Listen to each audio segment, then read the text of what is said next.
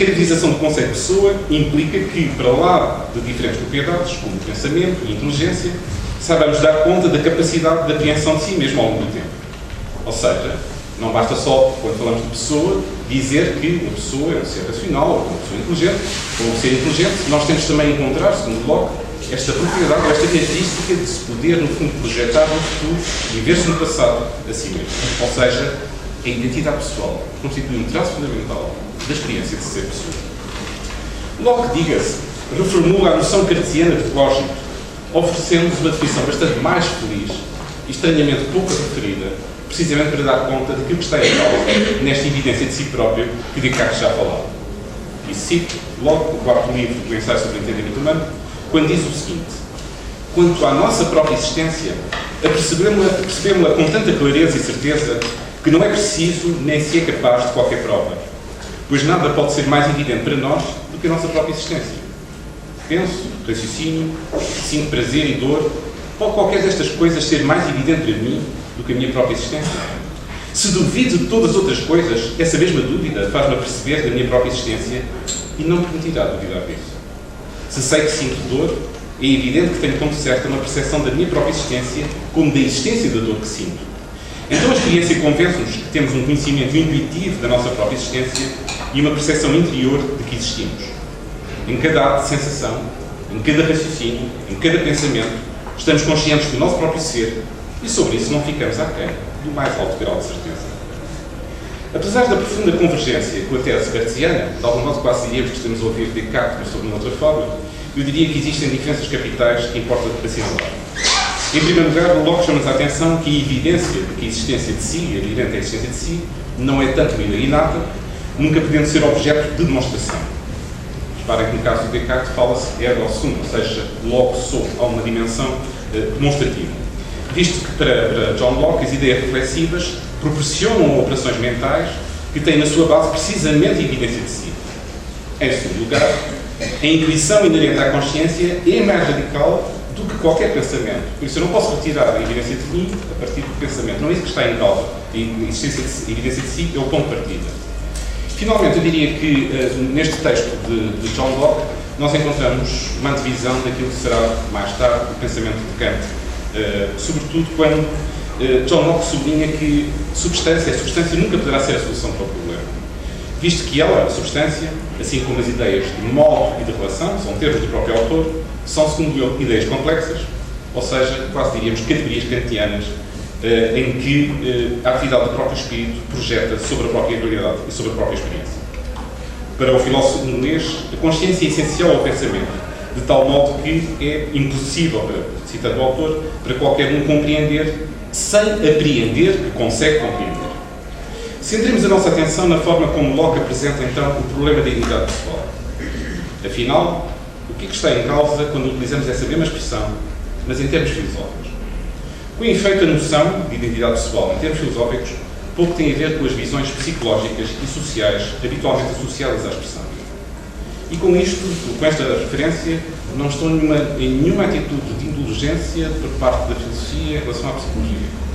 Como, aliás, na intervenção da oradora anterior, se calhar muitas das questões centrais sobre o nosso bem-estar, sobre a nossa felicidade, têm precisamente, nesse plano, o seu ponto central. Mas não é propriamente essa a questão que preocupa habitualmente os filósofos, embora, volto a repetir, são questões significativas, são centrais da própria vida, mas não são decisivas para a questão filosófica. E a razão é simples. Alguém pode sofrer alterações significativas, e quem é que não as sofre? Em alguns casos, mesmo traumáticas, quem é que não as tem? Da sua personalidade ou nos seus papéis sociais, mas podemos ainda dizer que é o mesmo sujeito que as sofreu. Vejamos então o modo como o filósofo inglês posiciona o conceito de identidade pessoal, tese com a qual concordamos. E agora queria apresentar um texto onde o próprio Locke nos diz que é a identidade pessoal. A consciência é o que faz com que cada um de nós seja o próprio e desse modo se distinga de todas as outras coisas pensantes.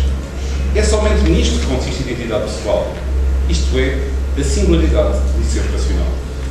É só isto. A consciência é, assim, nesta visão, a resposta à questão de identidade pessoal. Qualquer ser, entende-se por pessoa, preserva a sua identidade na medida em que for consciente de si mesmo, o que significa igualmente que a perde no momento em que a consciência se dissolve. Se a identidade pessoal e a consciência de si são uma e a mesma coisa, não tem sentido confundir aquilo que podemos chamar a singularidade, a identidade, com o conjunto de experiências que uma pessoa tem ao longo da vida. A este propósito, o neurologista John Eccles coloca a questão de uma forma bem frontal e, a nosso ver, correta, traduzindo, a meu ver, a genuína intuição de John Locke. Diz-nos Eccles: uma resposta frequente e superficialmente plausível para este enigma de identidade pessoal é a asserção de que o fator determinante da mesma se encontra na singularidade das experiências acumuladas por si ao longo da sua existência. Ou seja, transitamos da singularidade da nossa própria consciência para a singularidade das experiências que tivemos. É fácil concordar que o nosso comportamento e as nossas memórias e, de facto, todo o conteúdo da nossa vida consciente interior estejam dependentes das experiências acumuladas das nossas vidas. Mas, por extrema que seja esta notificação, seríamos ainda o mesmo sujeito capaz de retraçar a nossa continuidade na memória até às primeiras recordações. Como não teria sentido, seguindo a argumentação de John Locke, imaginar que a nossa identidade seria do mesmo tipo daquela que se surpreende nos organismos biológicos. Lembrem-se que eu fiz a distinção, aliás, encontram claramente no texto de John Locke, que ele faz a distinção entre a identidade de uma coisa, a identidade de um ser vivo e a identidade de uma pessoa. Por isso existe uma identidade que é própria de ser vivo. E nós, pessoas, somos ser vivos. Por isso existe uma identidade apropriada de nós próprios como ser vivos, mas isso não significa que seja do mesmo tipo de identidade quando afirmamos que somos a mesma pessoa. Como sublinha o filósofo John Locke, uma planta continua a ser a mesma planta enquanto partilhar de uma mesma vida, embora essa vida seja transmitida a novas partículas de matéria unidas de uma forma vital à planta viva de uma organização contínua e semelhante. E, neste caso, da identidade de ser vivos, é a singularidade de uma mesma organização vital que assegura a identidade do mesmo organismo vivo. O facto dos organismos vivos poderem constituir uma condição necessária para a existência de um ser vivo pessoal, não vamos negar isso, afinal de qualquer um de nós, tal situação não a transforma numa condição suficiente. Não seria muito difícil imaginar um mesmo organismo vivo, afinal de qualquer um de nós, que persistisse no tempo sem qualquer traço de consciência de si. Por exemplo, no estado letárgico, por exemplo, no estado vegetativo. Dificilmente podíamos aceitar que esse ser teria ainda identidade pessoal, mesmo que fosse reconhecido e respeitado moralmente como sendo uma pessoa. Pelo contrário, a consciência é condição suficiente para se poder falar de identidade pessoal, na medida em que toda a consciência é, no limite, por mais ténue que seja, consciência de si. Isto é, a consciência da unicidade, da singularidade que nós somos, do nosso ser. A consciência é, pois, um estado mental específico em que se surpreende uma apreensão tanto de si como da situação que, no fundo, circunda. Por vezes, o ato da apreensão de si próprio, da consciência de si, é mais acentuado. Outras vezes, quase se apaga em face da nossa concentração em algum evento, em alguma situação ou problema. Este estado mental implica uma perspectiva própria, a perspectiva da primeira pessoa, que nunca pode ser observada por mais ninguém, a não ser pelo próprio. De tal modo é assim que, mesmo que fosse possível fazer uma descrição objetiva e completa de nós próprios, haveria, paradoxalmente, um facto que nunca poderia ser descrito. Precisamente o facto de nós próprios sermos, de cada um de nós ser. A consciência é, assim, a experiência de si. Esta tese empirista que eu prefiro declara a inspiração lockeana e é partilhada por um filósofo americano contemporâneo chamado Thomas Nagel, na sua obra fundamental, The Mortal Questions. É uma obra fundamental, é uma série de textos e artigos, mas a unidade que existe, no fundo, entre os textos mostra-nos que estamos perante um dos grandes momentos da filosofia. E diz-nos o autor, ou pelo menos vou tentar traduzir palavras minhas, a consciência é a experiência de se ser determinado organismo. Em primeiro lugar, estamos em face de uma experiência. Isto é fundamental. O que nós somos experiência. E, como tal, toda a descrição exterior revela-se não falsa, pelo menos incompleta. Por sua vez, trata-se de uma experiência singular, isto é, a experiência de se ser este e não outro ser.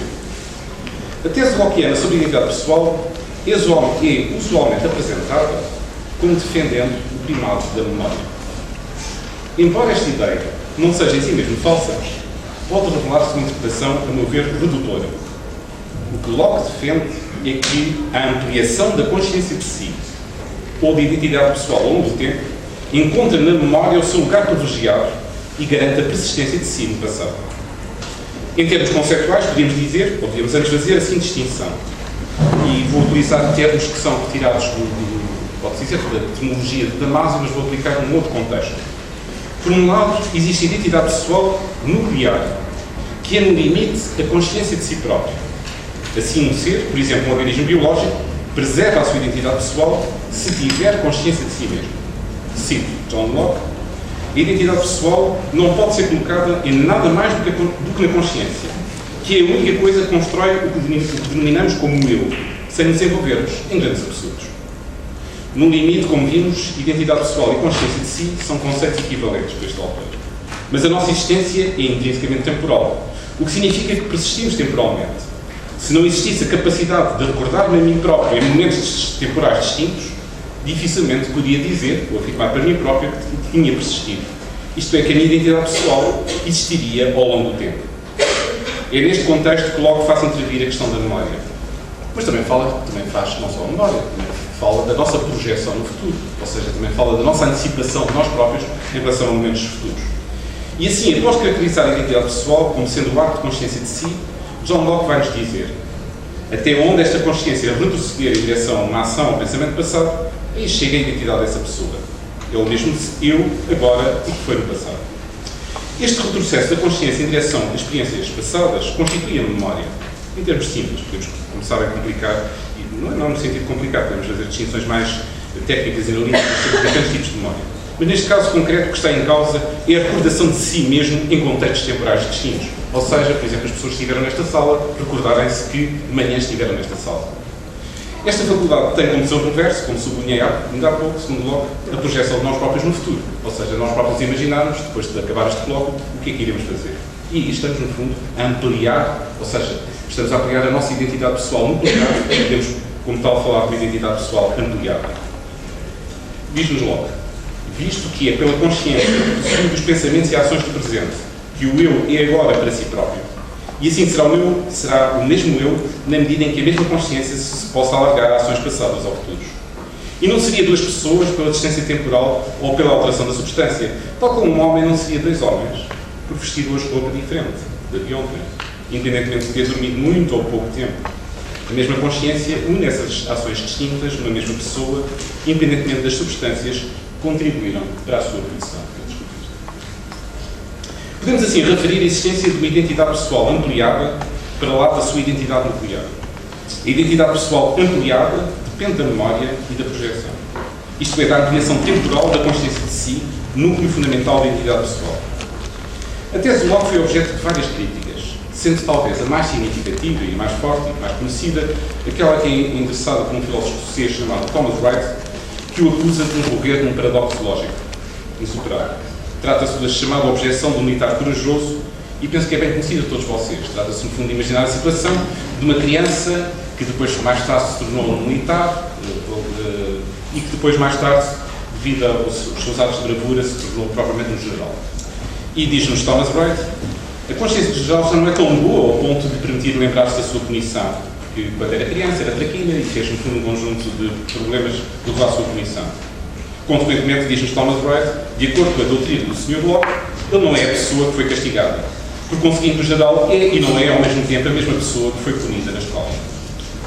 Locke parece, assim, ter cometido uma contradição lógica, ao pôr em causa uma das propriedades fundamentais da identidade, a saber, a transitividade.